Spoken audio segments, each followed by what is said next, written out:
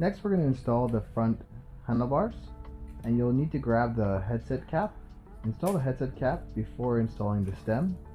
Now you want to make sure your wires are not twisted when you're doing the installation, and lightly tighten down the stem onto the fork and frame, because we will be adjusting it later.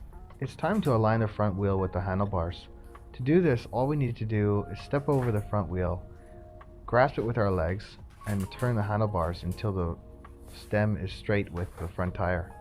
Now to get a better angle of this, we can go step onto the bike and check to see if the center of the stem is aligned with the center of the tire. You can do this by closing one eye and opening the other eye, and using your peripheral vision to check if it's straight. You can also tap the front tire with your foot to just help to get that little last bit of adjustment done. After that, just fasten down the bolts and make sure it's nice and tight so that it doesn't get loose when you're riding.